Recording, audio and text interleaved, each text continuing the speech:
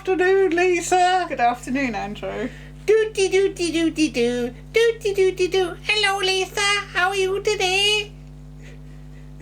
Okay. It's the nearest thing I've got to a Punch and Judy puppet, It's the isn't cat's it? thing. It's the cat's toy. Mm. Okay, I'll put him there. Oh God, it's going to fall down. Stay there.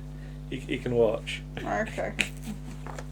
Right, Heidi Hi, the Partridge season, isn't it, Lisa? Yes. Now we should mention about Professor Guy Higgins, Yes. who I believe gets his first credit in this one, doesn't he? So, whoops. So we've got the Heidi Hi companion book, and what have we got on the episode? Studio TC3, recorded on Sunday the 2nd of November 1980, transmission on Thursday the 12th of March 1981 at 8 p.m. And you said there were some rude words in here. Well, there's one usage of a rudery yes. that you thought was a bit... I would have thought it would be a bit later than that. Yeah. But yes, Professor Guy Higgins was their Punch and Judy advisor, wasn't he? And he'd come down here and do a show in Weymouth. So I might even have seen him. You might, because we used to go to Weymouth on the not the school bus, the village bus. Okay. Yeah, you'd have I think it was in August because it was like the school holidays, and the whole village would go to Weymouth on the bus, and then usually kids would be lost during the day, and then they'd be searching for them by the time the bus was to go. But it all started when he made a glove puppet of J.R. Ewing in Dallas. Right. And he had to go to the BBC Television Centre, bring his Punch and Judy show and the JR puppet to appear in What's On Wogan.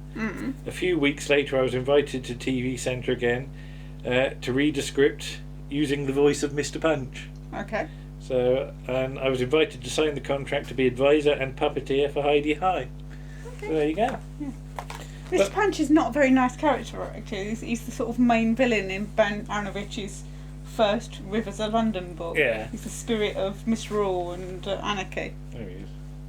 And I've got my 50s jacket on, I should say, as well, haven't I? Because I think I last wore this in, it must have been one of Nick's films. Yes. Was it To Cry the Woman, which was set in the 50s? Probably, yeah. And I just thought I'd look in the pocket to see if I had any money. And all I could find was a bent ticket for Oliver from Thursday the 5th of February 1998 at 7:30 p.m. Okay. at the London Palladium. Did you who was in that then? Was that it wasn't Blessed, was it? No, Blessed's never been in Oliver. Oh, he was in Chitty Chitty Bang Bang. He was in Chitty Chitty Bang Bang. I can't remember who was in it. I think it might have been Robert Lindsay, but it's such a long while ago. I can't remember. Do you remember going to see it? Yes. Oh, blimey, you got a better memory Vaguely. than me. Okay. Yeah. But anyway, we start. Bing bong bing. Hello, campers. And they've just had lunch, apparently. Though Gladys's clock is wrong in the radio room, Yes. or at least it's fast. Yeah. Or she's late. Because she's going on about what she had for lunch, which was steak pie, and I put mashed. I should have put mashed potatoes and carrots, and then she had gooseberry crumble with custard, and then she says yum yum.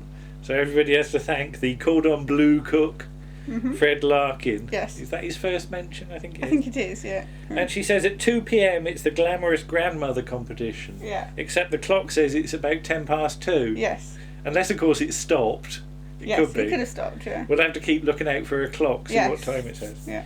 But they've also got things like the Mr. Universe competition and some singing or something. So, in the office, Ted's on the phone. No, he's not. No, Ted's not on the phone. But Jeffrey's on the phone. Yeah. Yeah, Ted wouldn't be allowed on the phone. No. And he's going on about Ivy Benson and getting confused. We said Ivy Benson. Yeah, And then yeah. oh, it's Ivy Benson. Didn't she have a trumpet section or something? Probably, I don't know. But Mister Partridge is outside waiting to be seen because the camp directors had a letter from some angry parents. Mister Partridge apparently hit their kid. Yeah. And he's been asked to sack him. Yeah. So enter Mister Partridge, and he says about this flipping kid. He was provoked, and the kid had nicked his sausages, not his real sausages, his Punch and Judy sausages. Yes. And he said, "Get lost, Grandad." So he was a cheeky kid. So basically, the kid got an ice cream cornet in the face, a clip round the ear and ear hole, and a kick up the arse. Yes. Yeah. So Geoffrey says he's been instructed to dismiss Mister Partridge, and then he does this sort of thing about, was he been here 12 years, and he goes through his career. He was on the halls for years as Whimsical Willie, the jovial juggler. The jovial juggler.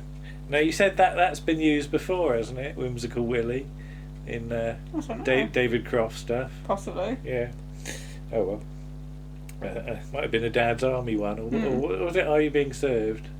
Might have been Are You Being Served. No, it says, yeah. It's not Mr. Granger, is it, Whimsical Willie? Yes, that's right, and I used to lift my hat. Yeah. That's right. Yeah. But yeah, he sort of goes through about in 1918, and then he was a comic, then Talking Pictures came in, and then he had to do Punch and Judy. First of all, it was for posh kids' parties. Then he was in Ensa in the war, and North Africa and France, and he rattles all this stuff off. And Geoffrey is very impressed by his career and his service, isn't he? So he offers him another chance, and Mr. Partridge definitely seems to be grateful at this point. Yes.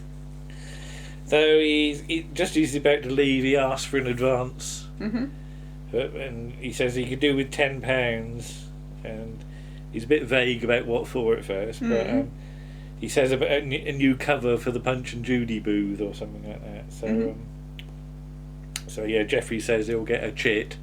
I like the word chit. It's a good comedy word. It's used a lot in Carry On Sergeant. You're just an heap of chits. So he says, "I won't let you down," and off he goes. Then Gladys comes in and says about it takes great strength of character to dismiss somebody like that. But when she hears that Mr. Partridge is staying, she says, "Oh, Geoffrey's all heart, isn't he?" And he's sort of looking away, isn't he? Yeah. He's sort of fiddling, doing a thing with his hands, and she says how sensitive he is, and she can tell by his hands, and he just sort of looks embarrassed and puts them away. Yes.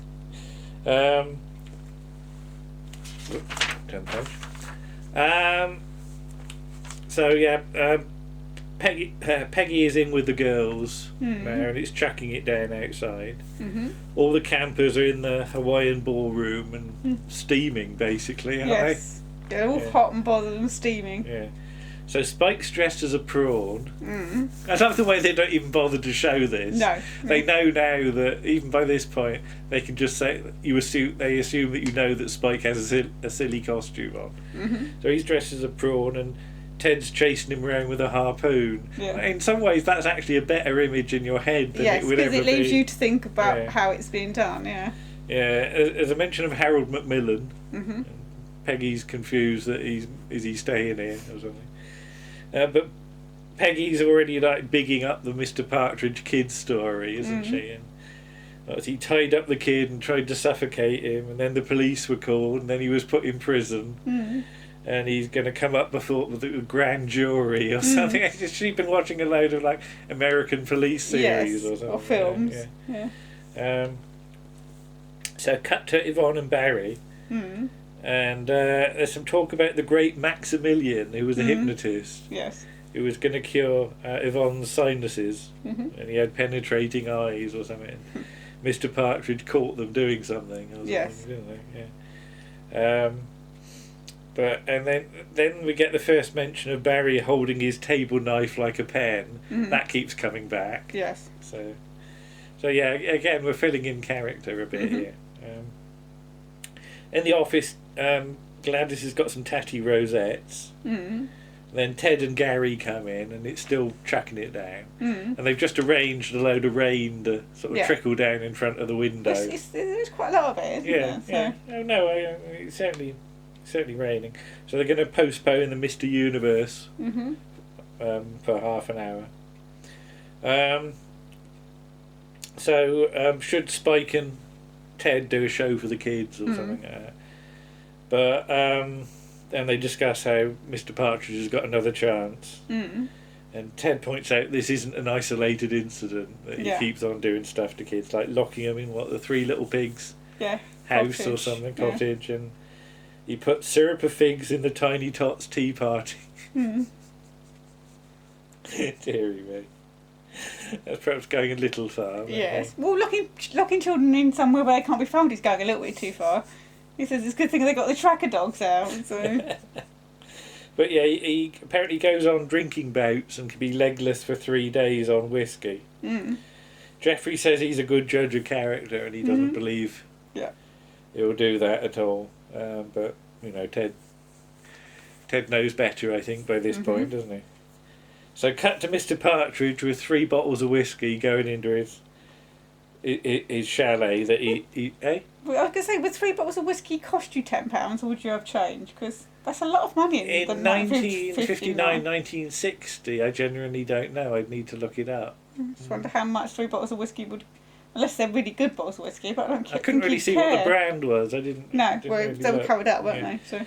But yeah, he goes to the chalet that he shares with Fred Quilly, and he chucks all of Fred's stuff out, doesn't he? Like there's a saddle and suitcase and stuff. So cut to the sort of staff. Do you call it the staff room or what? I guess it's meeting the staff room, I suppose, isn't it? Yeah. So Fred comes in, sort of complaining about this, and basically he started early at this time, isn't he? So, but they wonder where he got the money from, and he complains about his saddle being wet through, and he's going to have a rheumatic bum. So should they get security to break down the door and throw Mr. Partridge off the camp from? So Jeffrey admits again that he gave him the money, and basically he says they should cover up for him. Though, as Ted later points out, Jeffrey doesn't want to be found out for the trusting rather idiot that he is, isn't he? But then how is he to know when nobody's told him what Mr. Partridge is like? Well, no, that's the thing, he's automatically trusting because he knows no different. So it's not really his fault because nobody's actually told him that Mr. Partridge can be awkward like this. But it'll be difficult to keep it quiet because after a while he starts singing Jerusalem with rude words, doesn't he? So cut to the chalet, and all you see is he's got his collar askew, hasn't he? And he's poured himself a generous drink, and he starts doing a toast to Mr. Fairbrother, doesn't he? My lords, ladies and gentlemen. And then he starts doing some dancing as well. Yes, does tap dancing. Yeah. So Jeffrey and Ted come along and knock on the door. Mr. Partridge wants to know who it is. When Jeffrey says it's him, he says he's the most beautiful man in the world.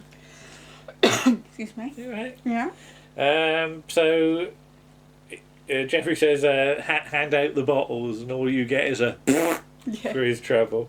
We're going to break the door down. Sod off! And he nails a plank of wood. He starts nailing wood to the door. Yeah, I don't know how he gets it out later, but you never really see that, do you? No. Barry outside starts to have a look and gets told to come away by Yvonne. Peggy appears with a flask of hot coffee, so it's probably a few days too early, and Spike appears dressed as a mouse. Yes. With like custard all down him or something. We've been custard. He's got a nose with whiskers on. Yes. But then Mr. Partridge turns into Mr. Punch, doesn't he? Or at least that's the voice he starts using because he's on his second bottle by now. So Jeffrey has to talk to Mr. Punch rather than Mr. Partridge. Yes. So Mr. Punch wants to know, is it Judy? And he goes, yes, this is Judy. What do you want to do? I want to come in and put the baby to sleep. And he starts hitting the baby. I love the way Spike gets upset, even though like it's just a puppet. Just a puppet, Then we start on Jerusalem. Jerusalem, lift up your skirts and sing. I don't know what that's meant to be. But and he wants another bottle of scotch. So Geoffrey sends off Spike to go and get one, doesn't he? Though Ted doesn't think that's a very good. So that'll be like 4 bottles. Yeah, of I know. scotch. Good grief. Yeah. And he's got any liver left. I've still got all my scotch left from Christmas. I think I've just about finished one, but even that's still got a thing in there. So later, Fred's now moved in with Geoffrey, or temporarily. Yeah. And Geoffrey starts sniffing, doesn't he? Because what can he smell? Horses.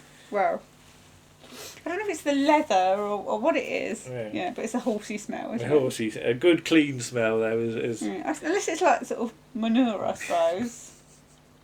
And this wonderful routine. I mean, Fred doesn't often get these physical things, does he? But Felix Boness is really good at it. Yeah, as he starts to undress. But he takes his jacket off first, and then he starts to undo his trousers. Yeah, and he doesn't want to really do it in front of Mr. Fairbrother, does he? So they sort of go up and down a few times, don't they? And then he sort of... I love the way he just doesn't know which way to turn. Yeah. And he just goes to the door and opens it. Yeah. And then Peggy walks past. Hello, Fred! Yeah. It's just wonderful, wonderful timing. Yes.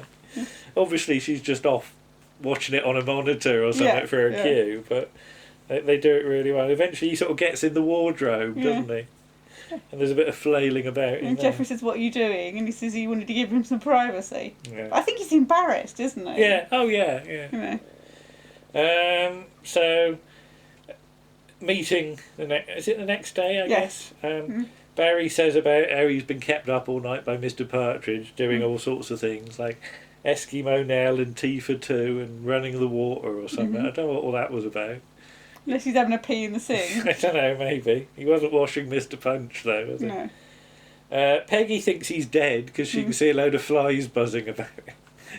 She's been looking through the letterbox or something. Yeah, within the letterbox, through the keyhole or whatever, And flies buzz around corpses and so do vultures, apparently.